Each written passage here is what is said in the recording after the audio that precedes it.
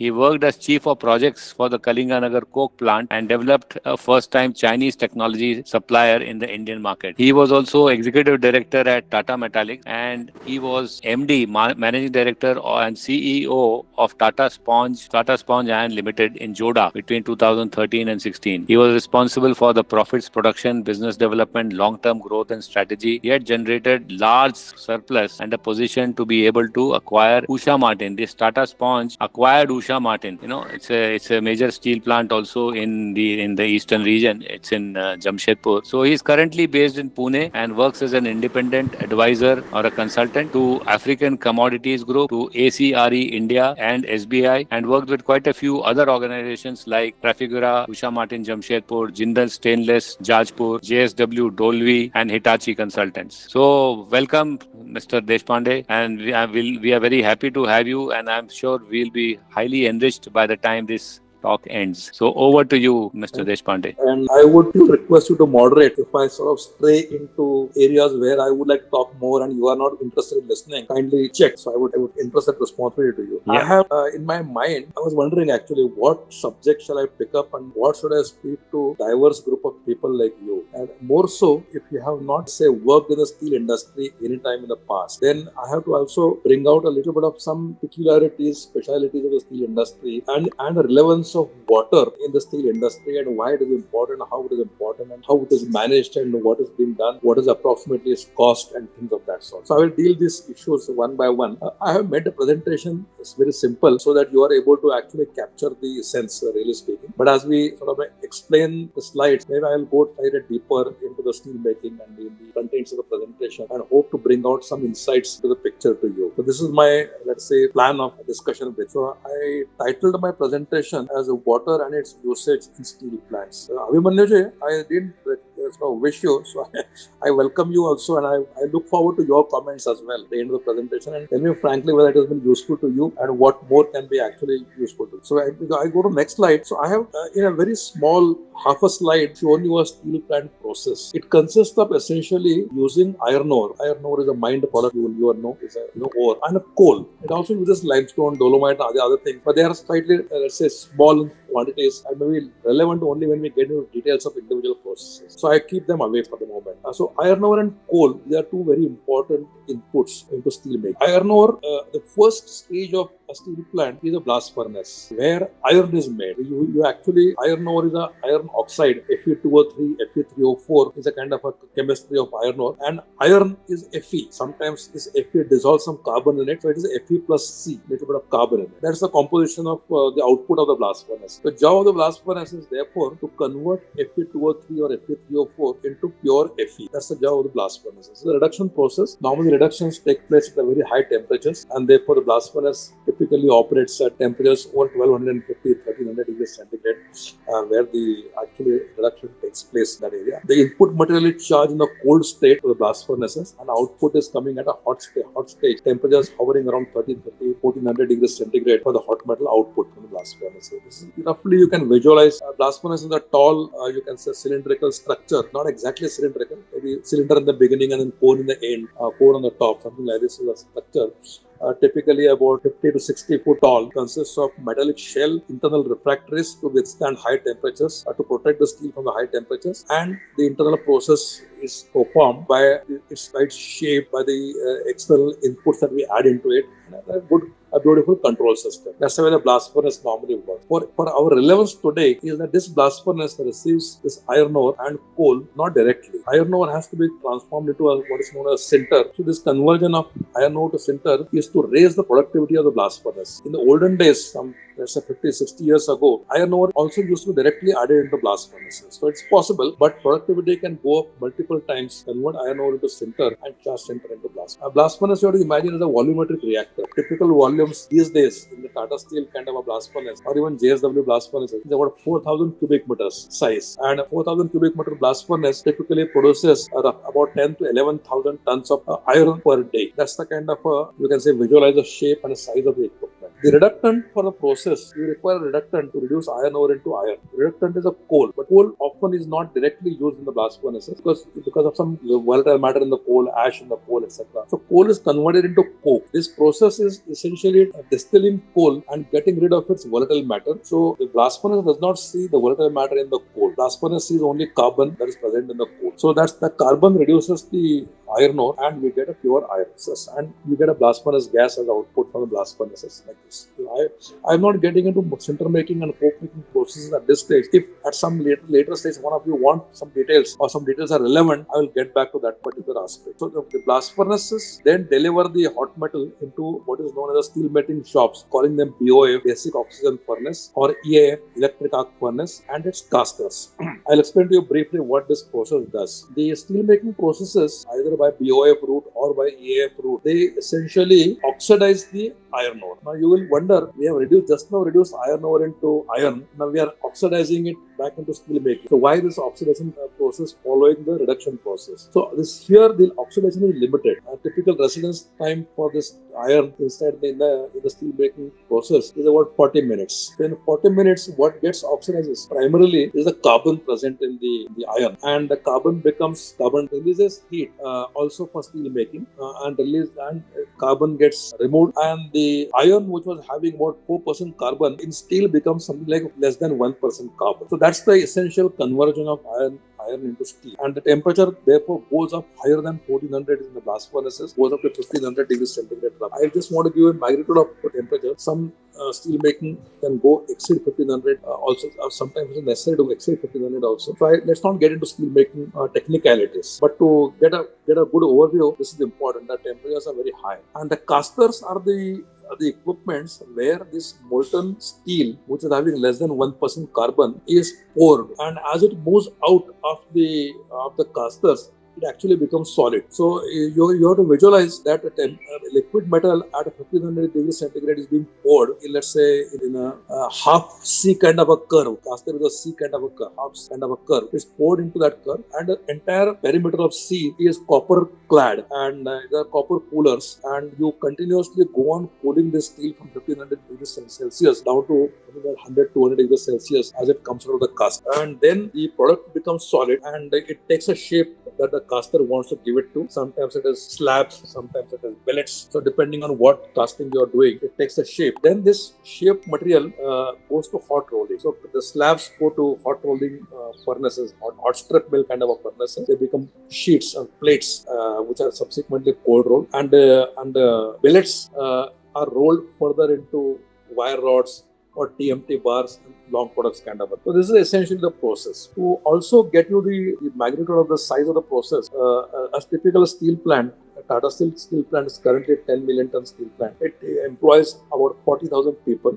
About 10,000 people work in each shift at various places. And Tata Steel doesn't start and stop in Jamshedpur. Tata Steel iron ore is mined in Joda. There are some people working in Joda as well, doing the preliminary treatment for the iron ore. There are some people who are in the collieries in the West Bokaro and Jharia coal pits. They wash coal and send it to you. So there are activities which are being done outside the Jamshedpur premises of Tata Steel, which same thing is true for Jindal, same thing is true for Steel Authority of India. So I'm just using Tata Steel because I'm familiar with Tata Steel. But all steel plants eventually look alike. In fact, some of the foreign plants also like Nippon Steel or POSCO, they're also very replicas of Tata Steel. So if you understand one steel plant, by and large we understand other steel. So this is the way we can figure it out. The other issue is that you have to get an appreciation is about a million ton steel plant costs about 6,000 crores. Tata Steel is a 10 million ton plant. So at today's market prices, it will cost something like 60,000 crores to make a steel plant. Now you visualize the investment being done 60,000 crores, and have depicted this investment in half a slide. So each block is worth something like 5,000, 10,000 crores. Do we have to go to the next slide? We can go to the next slide. Yeah, maybe we can go to the next slide. No, you said something about investments not here. No, it's not there. So I did not put everything in one slide. But I'm just trying to give you a picture of this slide. So for people who are not familiar with the steel industry, you can say each block is, 5,000 crores worth of block. So that's the way the steel plant can be visualized. The coke ovens is something like 3,000 crores. Sinter plant is something like 1,000, 2,000 crores. Blast furnace is something like 5,000 crores. Steel melting shop is something like 5,000 crores. hot rolling is something like 5,000 crores. That's the way investment goes. Now, when we are talking about water and water usage in steel plant, we are talking about use of water in each of these blocks and the plant as a whole. That's the way we can visualize water. And the importance of water I've explained to you as we go by. I just also want you to look at the bottom cones in this slide. The temperatures. The input material starts at 30 degrees Celsius, goes up to 1000 degrees Celsius in coke and sinter making, goes up to 1400 degrees Celsius in blast furnaces, goes to 1500 degrees Celsius in steel making, goes to 600 degrees Celsius in hot rolling, and comes back to 30 degrees Celsius as a final product. So you are heating up the material to as temperatures as high as 15 degrees Celsius in the process. This is one part. You are also carrying out reductions and oxidations in the process. So this is the second part. So entire steel plant is a high temperature process. Say that it will not be out of place actually speaking. Everything operates at a very high temperatures. And when you handle material at high temperatures, process material at high temperatures, you require to manage the temperatures. And the management of temperatures is very simply by using refractories as insulation to protect steel structures, steel vessels, steel components, steel machinery, etc. One part. And second is the steel portion also is continuously cooled so that it doesn't go to high temperatures and steel doesn't lose strength, and it retains its original geometry and original mechanical strength. Therefore, it requires to be cooled. So a large portion of water in the steel plant plays the role of cooling, actually speaking. A large portion. If I put a number, and the 70% of water consumption goes for cooling, it will not be out of place, actually speaking. So that's the way one has to visualize. So when I talk about water in steel plant, we are actually talking about cooling at a large number of places. So the heat exchangers for cooling could be 1,000 or maybe 2,000 heat exchangers for place of different varieties, different places, etc.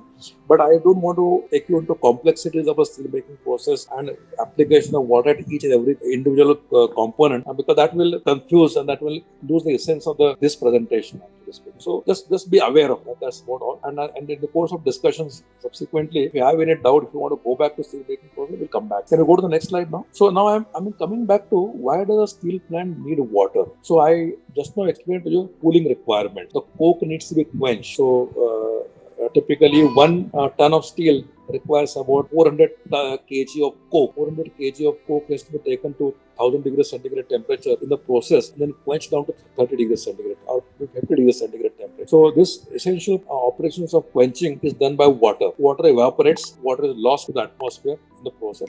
But that's a cooling operation. Similarly, blast furnace shell cooling or oxygen lance cooling is steel making. Or in a continuous caster, I explained to you there are copper molds. So molds are being kept under cold condition by circulating water. And then hot rolling also. So essentially cooling requirement. This is one major. Second is cleaning of the off gases. The coke, when you make coke, you get coke oven gas. When you make iron, you get a blast furnace gas. When you make steel, we get a steel making gas or LED gas we call it. Because everywhere there is a carbon. The coke oven gas, we are using coal to convert into coke. So there is a carbon. In BF gas, we are using coke to reduce iron ore. There is a carbon. BOF gas, we are reducing the carbon in the iron and make it less than 1% carbon. So where does this carbon go? Carbon goes as carbon monoxide, carbon dioxide processes, and this carbon monoxide has a heating value, and therefore it is recovered and it is used as a reheating fuel inside the steel plant. That's a separate subject of discussion altogether. But it's sufficient just now to visualize that there are gases coming from various sources which are essentially carbon-based gases, and these gases are reused in the steel making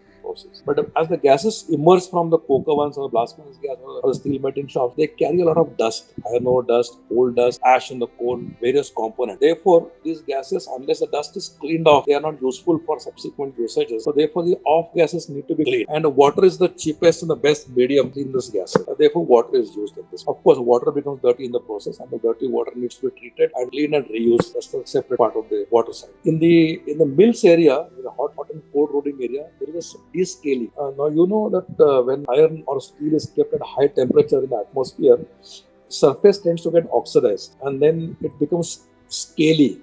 And if you tap it, it just falls off. That kind of this is a scale. It's a reoxidation of steel, actually speaking, by atmospheric oxidation.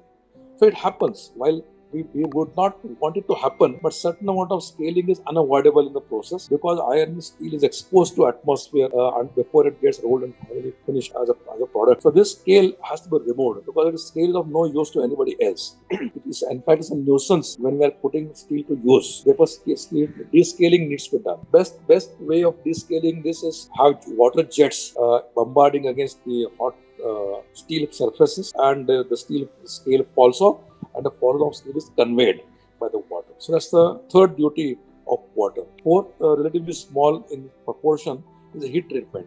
Thermomechanical treatments for TMT bars, for example, or for that any other matter, cold rolled products also. So when it is being done, you require heat treatment, and heat treatment you use water as the cooling medium. You also require a large amount of power in steel making in the steel plants. So you require steam, you require power. So power is invariably made inside the steel plants itself. A large portion, 70-80% of the power is made inside the steel plant. Because I told you there are coke oven gas, the blast furnace gas, the steel making gas, which has got heating value. All those gases are put to heating purposes, the recovery of heat purposes, and then you get steam and you get power out of there. So the process steam requires consumption of water. So that's the next need for water. And a relatively mild use, but nonetheless unignorable use is dust separation and general cleaning. So these are potential uses of water. So I am now getting into water in the steel. Next slide, please. Okay, until the slide changes, I got stuck something somewhere. What the next slide will tell you is what is the kind of requirement of the water volumes. How many cubic meters of water is required per ton of steel. So a rough number can be 3 cubic meters per ton of steel. So we have a 10 million ton steel plant in Jamshedpur, 10 million ton steel plant per annum. 10 million tons per annum steel plant in Jamshedpur will require into 3 times, so 30 billion tons per annum of water requirement in a steel plant. So it's a large volume of water actually. So which is required. So if you notice where the steel plants are located, well, they are located close to iron ore mines, while they are located close to coal mines, they are also located close to water resource. So you can't have an iron ore steel plant at the head of the iron ore pit, iron ore mine. If there is no water in the iron ore mine, you can't have a steel plant put there. So Jamshedpur plant is put up at a river, confluence of 2 rivers. Bokaro steel plant has got a river and a dam created. Rourkela steel plant has got a river and a dam created. Jindal's plant in Toranagullu has got a river and has got a lake created for this particular purpose, supplying water. Many water steel plants like Vizag or the foreign steel plants, they are shore based. They use sea water as a resource, water resource. So you have to visualize in your mind a large quantity of water required for making steel. So to approximately give you a magnitude of let's say comparative idea, 1 ton of steel requires 3 tons of iron ore, 3 tons of raw materials. So 3 cubic meters is almost 3 tons. So while it requires 3 tons of raw materials, it also requires 3 tons of water for various purposes. That's the way one can remember it. Also, one can connect it up when you do discussions on water and steel plants, or when you try and solve problems of water and steel plants. You have to have this visualization in your mind. That's the purpose of this particular slide. Yeah. Then I am just put water system 2. Just go back to the previous slide. This is slight elaboration of the first slide. So for a 4 million ton per annum plant, this was Jamshedpur size when I was working there. It became 7 million tons, then it became 10 million tons thereafter. So I remember the figures for a 4 million tons per annum plant much better, and therefore I am giving them, but they can be scaled up and scaled down.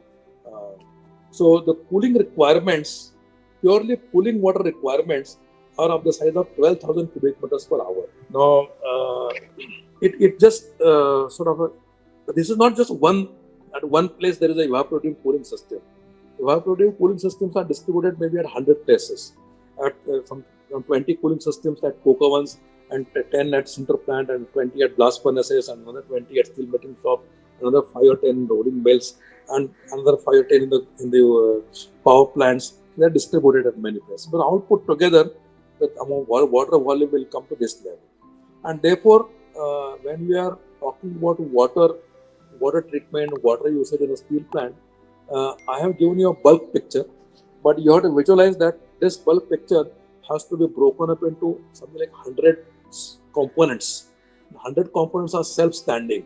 So they also have their water storage tank, they also have their pump, they also have their heat exchangers, they also have a return system, they also have a treatment system, they also have a storage systems, everything together. So like this, there are 100 systems like this working in a steel plant. Some are big, some are small, but put together, this is the way you have to visualize this particular slide. Go to the next slide. There are some issues which may be of relevance to you, may not be of great relevance to you, but I think you should know.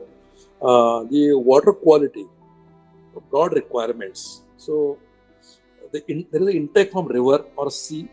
There is a cooling after you have taken intake, put into storage after some treatment. You do the cooling water treatment. Part of the cooling water is used for process. The part of intake water is used for steam and power generation. So each one of them has some quality requirements. And what is the process which is typically deployed to get to the to meet the quality? So sufficient to say that there are clarifiers required, there are pumping sets required, there are gravel and sand filters required, there are chemical additions required, there is a pH control required, there are ion exchange systems required, water softening plants required, DM water plants required, and they are available in the steel plants in many places. So I told you hundreds sub water systems. So 100 water systems can be broken up. There will be some 20-30 clarifiers in the steel plant. There will be 20-30 sand filters in the steel plant. There will be 20-30 water softening plants in the steel plant. So like this, you have to be able to visualize it. We'll go to the next slide. So I, in a way, briefly touched earlier, but I'm just put it in one place. The main equipments in the water system. So storages, there are ponds, there are underground tanks, there are overhead tanks. The strainers, they're made up of stainless steel to strain any foreign material coming into the water system. There are clarifiers.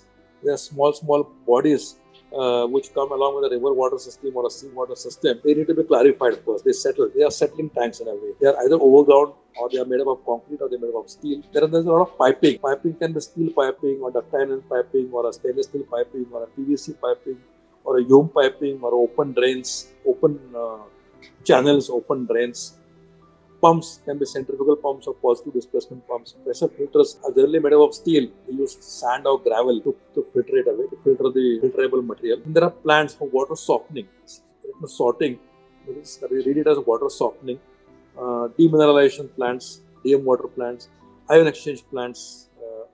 They are available at many places.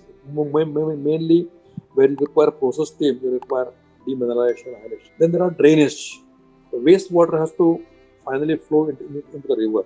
So they go into the pits, then they go into underground piping, then drains, the collection pond systems, collection ponds, and the pump through piping into the finally river stream, etc. So it's a large water system. Also a peculiarity which I may share with you, a soft thing, which needs to be understood by people who are likely to work in the water systems in course of time. There is no one department or one, let us say, group which is responsible for water in the steel plant. There are multiple people who are responsible for water. The coke's water, I was responsible as a chief of coke making. The chief of blast furnace is responsible for blast furnace water. The supply water from river to the coke ovens or blast furnaces, somebody else is responsible. Water piping maintenance, somebody else is responsible. Clarifiers at the river pump house, there is somebody else responsible. So there are multiple agencies. So the reason why I mentioned this to you is multiple agencies have different appreciation points in the water system. So somebody is very greatly, let us say, emphasizing on pH control. Somebody emphasizes on TDS control. Somebody emphasizes on TSS control. Somebody emphasizes on water treatment of particular variety. So when you talk to people in steel plant, you will see same water being described to you by different people, slightly different points of emphasis. So that's the softer side. And you will not have one person ever met in a steel plant who will sort of tell you all the problems or all the opportunities for you to deal in the water systems in the steel plant. You cannot find one person actually speaking. So someone who has worked at senior positions can actually collate points together, like I have tried to collate them together. But when you actually deal with the people, you have to deal with multiple people. That's the softer aspect of your finding opportunities for your area of interest into steel plants. Next slide, please. You end up creating wastewater. So where does the wastewater come from? Wastewater comes from cooling tower blowdowns. So when you are recirculating the water for cooling again and again in the cooling water system, some water evaporates, and therefore this dissolved solids in the cooling water become richer and richer in their content. They were earlier 1%, they become 5% and 10% and 20% thereafter. I'm using percentage for easy explanation, but the typical units are ppm.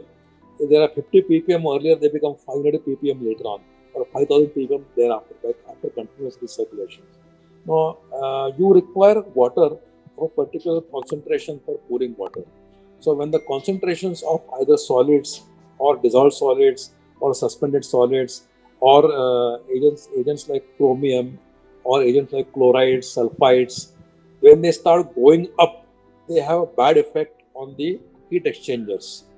Either they tend to scale and therefore reduce the heat exchange efficiency, or they tend to corrode. Very simply, two major tendencies.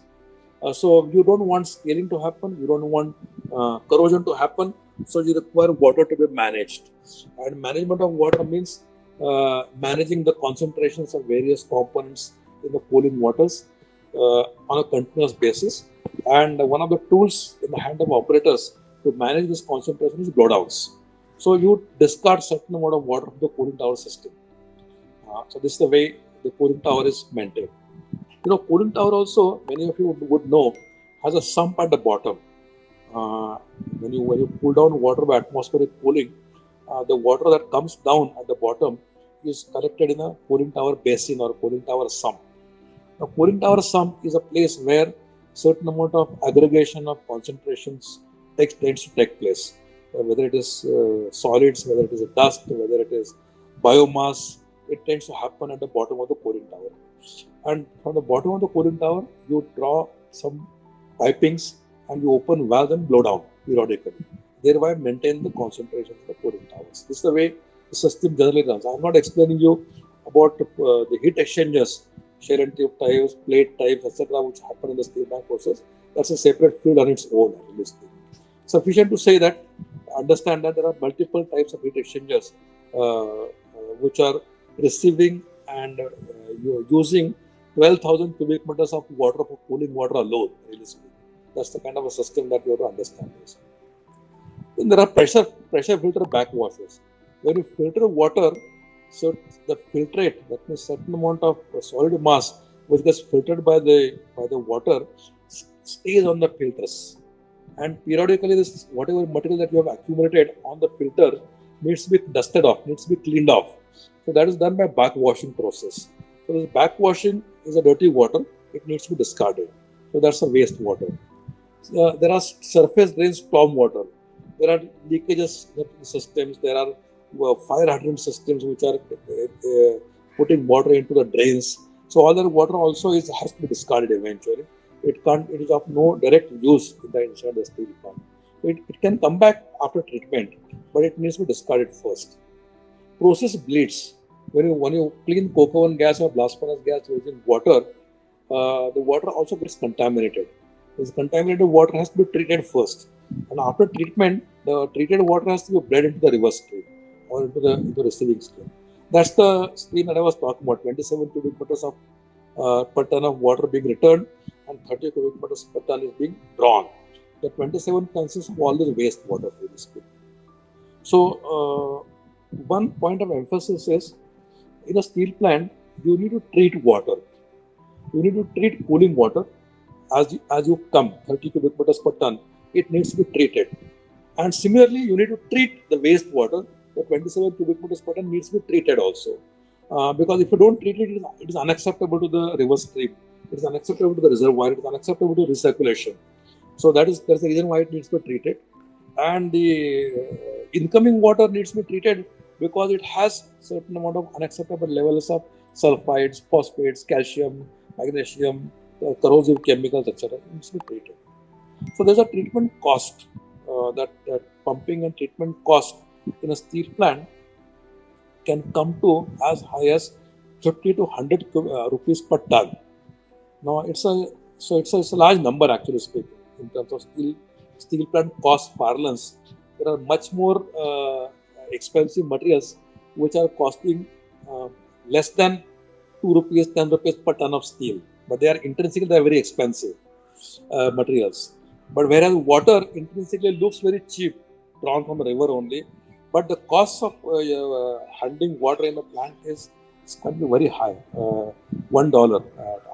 Let's assume $1 per ton, 70, 80 rupees per ton on an average. So that's the and you're not talking about millions of tons of steel being made, and per ton of steel, three cubic meters per of water. So costs are humongous, actually speaking. So somebody in a steel plant will always have an opportunity for someone outside steel plant to look for reducing these costs. So this, if let's say if you take for the sake of simplicity, 100 rupees per ton of water and 300 rupees per ton of steel as the cost of water, and 10 million tons of steel being made annually. So 300 to 10 million, that's the annual cost of, let's say, water.